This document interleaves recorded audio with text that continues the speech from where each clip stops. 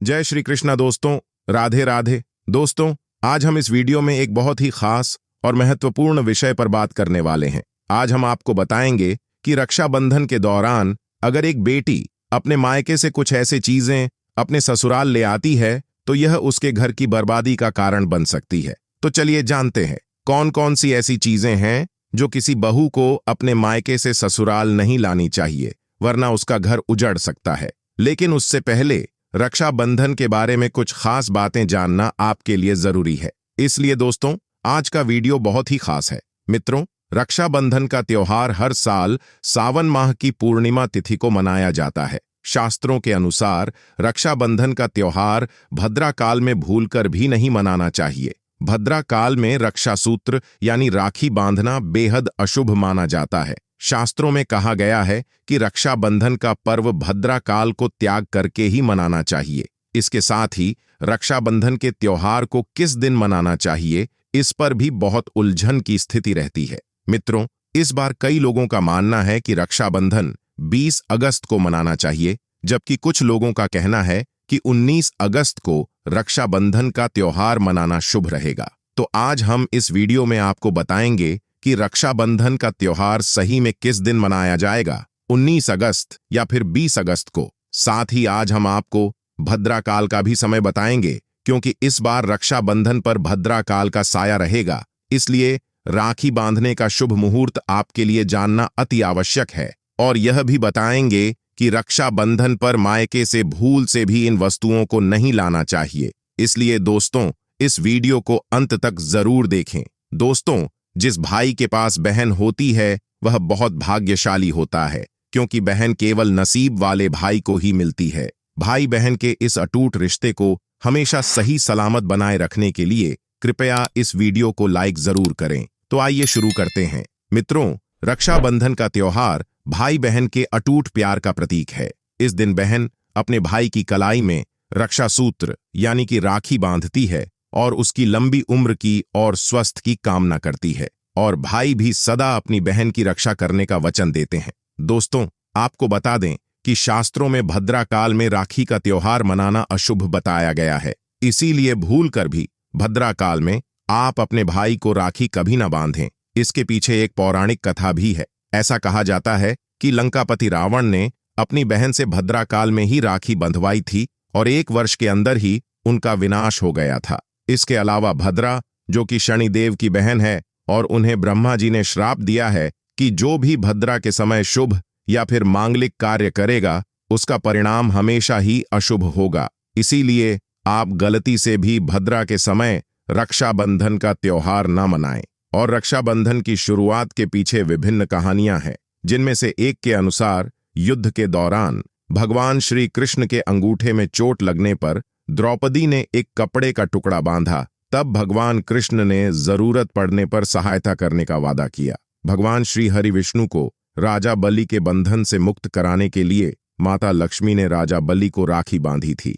राजा बलि ने रक्षा का वचन दिया और भगवान विष्णु मुक्त हुए थे। इस तरह रक्षाबंधन का पर्व मां लक्ष्मी से जुड़ा हुआ है। मित्रों, रक्षाबंधन के दिन बहनें अपने भाई की कलाई पर राखी बांधती हैं और उनकी लंबी उम्र की कामना करती है। इसीलिए इस दिन भाई बहन दोनों को स्नान आदि करके और हो सके तो नए वस्त्र पहनना चाहिए। लेकिन याद रहे, शुभ अवसर पर काले कपड़े ना पहने।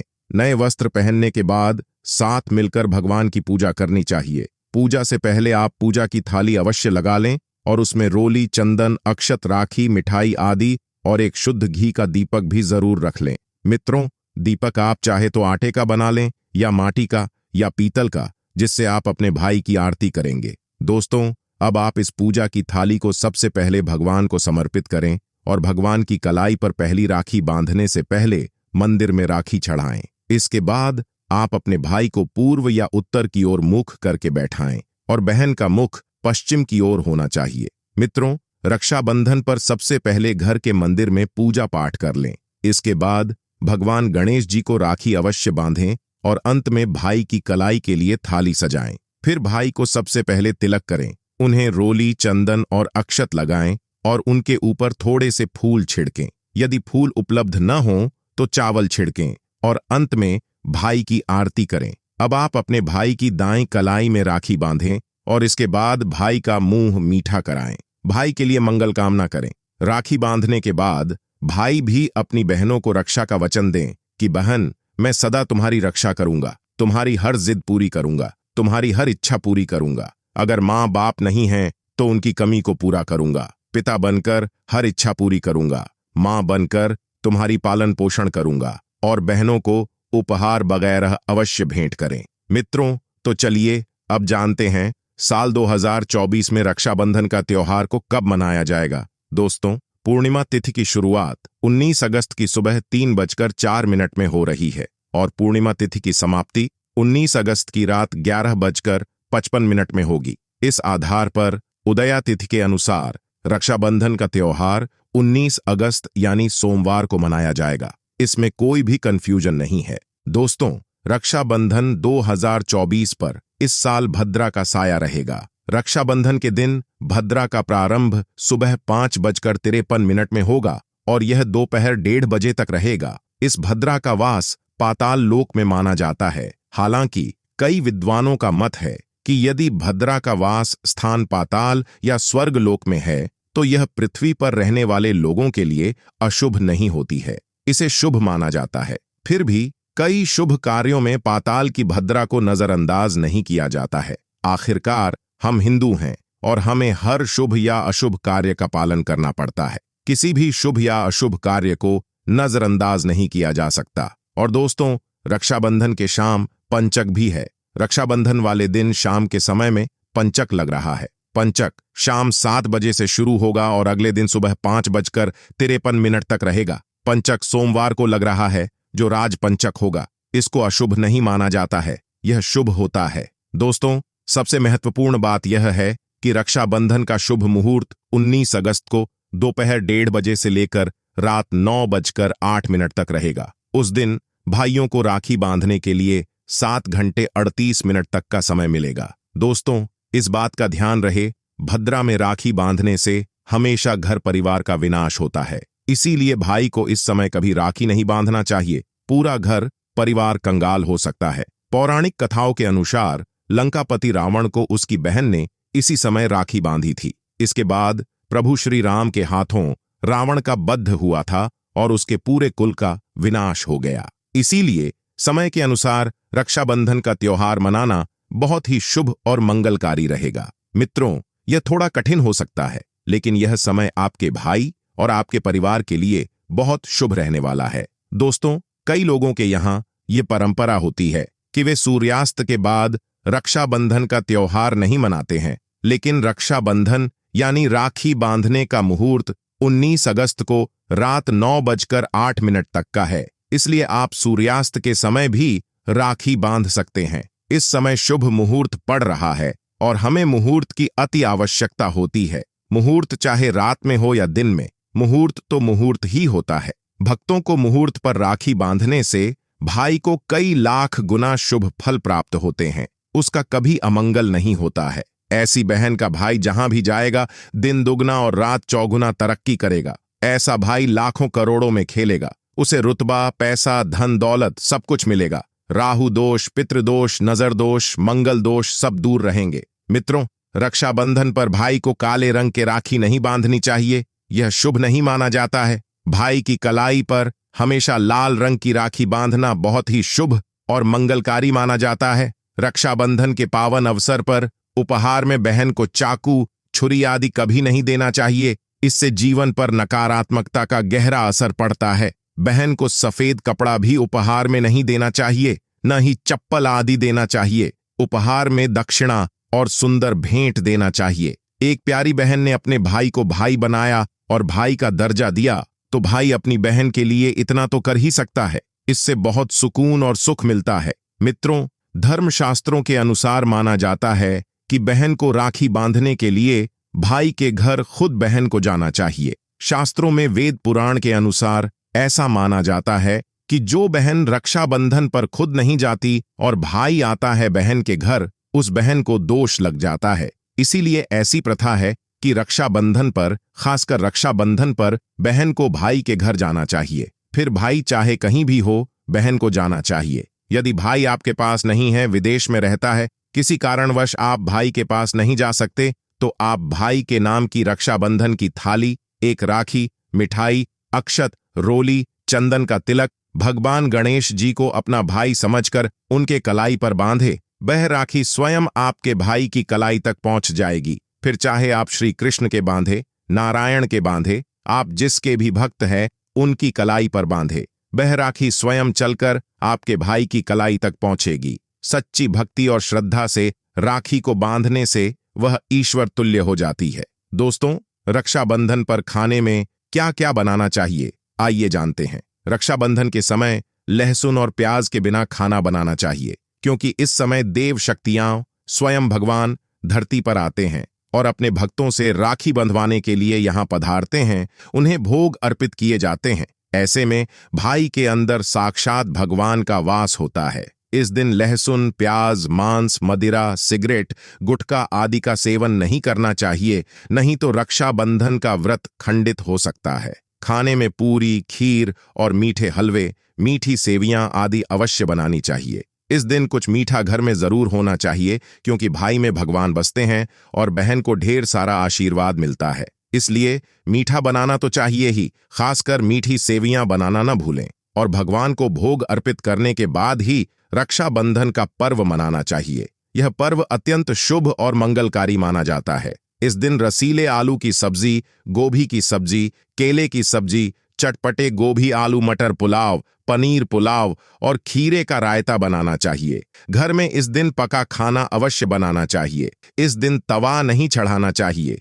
क्योंकि यह अशुभ माना जाता है। कढ़ाई में पकाया हुआ खाना ही बनाना चाहिए, जो शास्त्रों के अनुसार त्योहारों के शुभ समय पर तैयार किया जाता है। मित्रों, इसे साक्षात भगवान ग्रहण करता है। भगवान को भोग अर्पित करने और राखी बांधने के बाद मुहूर्त के समय भाई की कलाई पर राखी बांधने के बाद ही बहन अपना व्रत तोड़ सकती है, और बहन को एक निवाला भाई को अवश्य खिलाना चाहिए। और भाई को भी बहन का व्रत संपूर्ण करने के लिए बहन को एक निवाला अवश्य खिलाएं। इससे प्यार बढ़ता है और भगवान ढेर सारा आशीर्वाद देकर स्वर्ग लोक को चले जाते हैं। कहते हैं कि जो बहन इस दिन व्रत नहीं रखती है और बस राखी बांध देती है, तो भाई की उम्र कम हो जाती है और ईश्वर नाराज हो जाते हैं। इसलिए किसी भी भाई की बहन को इस दिन व्रत अवश्य रखना चाहिए, क्योंकि इससे भाई की उम्र बढ़ती है, प्यार बढ़ता है और ईश्वर प्रसन्न रहते हैं। नहीं तो रक्षाबंधन का कोई लाभ नहीं होगा। दोस्तों, अब बात कर लेते हैं कि मायके से भूल से भी कौन सी वस्तुएं एक बेटी को नहीं लानी चाहिए। दोस्तों, शास्त्रों में कुछ ऐसी चीजों का वर्णन है जो पत्नी को अपने मायके से कभी नहीं लानी चाहिए, वरना यह पति की बर्बादी का कारण बन सकती है। हो सकता है कि पति कंगाल हो जाए। बेटियों के लिए हर माँ बाप का सपना होता है कि उन्हें एक अच्छा ससुराल और प्यार करने वाला पति मिले। ससुराल में उनकी बेटी का मान सम्मान किया जाए और ससुराल में कई खुशियां ही खुशियां हों। लेकिन कई बार माँ बाप कुछ ऐसी गलतियां कर बैठते हैं जिसकी वजह से बेटी को और पति को जीवन भर दुख सहना पड़ सकता है। बेटी को दी गई कुछ चीजें के कारण उसके जीवन में खुशियों के बजाय दुख, दरिद्रता आने लगती है। आइए जानते हैं कि बेटी को कौन सी चीजें गलती से भी नहीं देनी चाहिए। बेटी को कभी भी मिर्च ना दें, इससे उसके शादीशुदा जीवन में कड़वाहट फैल सकती है। ऐसा माना जाता है कि बेटियों के साथ मिर्च देने से उसके और उसके पति के रिश्तों में तकरार होती है। बेटी को फल या सूखे मेवे दे सकते हैं, यह शुभ माना जाता है। लोग बेटी को गृहस्थी के लिए चूल्हा देते हैं, ऐसा कभी ना करें। चूल्हा देने से ऐसा माना जाता है कि वे अपने परिवार में अपना चूल्हा अलग कर लें। चूल्हे की बजाय आप अन्य घर गृहस्थी से जुड़ी दूसरी चीजें दे सकते हैं। बेटी को भूलकर भी तेज धार वाली चीजें ना दें। इसका मतलब होता है कि आप उसके रिश्तों में घुलने मिलने से रोक रहे हैं। आप अपनी बेटी को मीठी चीजें दे सकते हैं। इसके अलावा बेटी को भूलकर भी आचार दे देने से उसके रिश्ते में खटास आ जाती है, जबकि आप खाने पीने की बाकी चीजें दे सकते हैं। तो आइए जानते हैं कुछ ऐसे उपायों के बारे में जिनसे यदि आप चाहते हैं कि समाज में और आपके ससुराल में आपको मान सम्मान मिले, तो आपको रात को सोते समय एक तांबे के बर्तन में पानी रखकर सोना चाहिए। उस बर्तन में एक सोने या चांदी का साफ सुथरा सिक्का या आभूषण डाल दें और सुबह उठकर सबसे पहले बिना मुंह धोए उस जल को पी जाएं। ऐसा करने से व्यक्ति को उचित मान सम्मान की प्राप्ति होने लगती है और इस उपाय से आपके जीवन में मौजूद तनाव भी समाप्त हो जाता है। आपके दिमाग या मन में कोई भी तनाव हो, वह सब समाप्त हो जाएगा। रात को सोते समय अपने पलंग के नीचे एक बर्तन में थोड़ा पानी रखें और सुबह वह पानी घर के बाहर फेंक दें। ऐसा करने से यदि कोई वाद विवाद हो या कोई व्यक्ति आपके ऊपर आरोप लगाए तो वे सिद्ध नहीं होते। इस उपाय से आपको सभी प्रकार के वाद विवाद से सुरक्षा मिलती है और घर में मौजूद नकारात्मकता भी इस पानी के साथ बाहर निकल जाती है। रोजाना यह उपाय करें तो कुछ ही दिनों के अंदर आपको इसका असर दिखने लगेगा। मित्रों, समाज में मान सम्मान की प्राप्ति संबंधी समस्याओं या अगर आपको नौकरी नहीं मिल रही है या आपका कारोबार सही से नहीं चल रहा है तो आप कबूतर और चिड़िया को चावल और बाजरा का मिश्रण खिला सकते हैं। इसके लिए आपको बाजरा शुक्रवार के दिन खरीदना होगा और शनिवार से यह प्रक्रिया शुरू करनी होगी। ऐसा करने से बहुत लाभ होता है और मान सम्मान के साथ साथ धन संबंधी समस्याएं भी दूर हो जाती हैं। यदि आपको नौकरी नहीं मिल रही है तो यह भी प्राप्त हो जाती है। साथ ही बुधवार के दिन गणपति जी को धूप अर्पित करने से व्यक्ति को उचित मान सम्मान प्राप्त होता है। दोस्तों, अगर आपको हमारा यह वीडियो अच्छा लग रहा है तो इस वीडियो को एक लाइक जरूर कर दीजिए और कमेंट में सच्चे दिल से हर हर महादेव जरूर लिखे। वीडियो को अपने दोस्तों और फैमिली के साथ भी शेयर जरूर कीजिए। अगर आपने अभी तक हमारे इस चैनल को सब्सक्राइब नहीं किया है तो इस चैनल को सब्सक्राइब करने के बाद ऑल नोटिफिकेशन को ऑन जरूर कर लीजिए। मिलते हैं एक और नए वीडियो के साथ, तब तक आप हमारे इन वीडियो को भी देख सकते हैं। वीडियो को लास्ट तक देखने के लिए आपका बहुत बहुत धन्यवाद।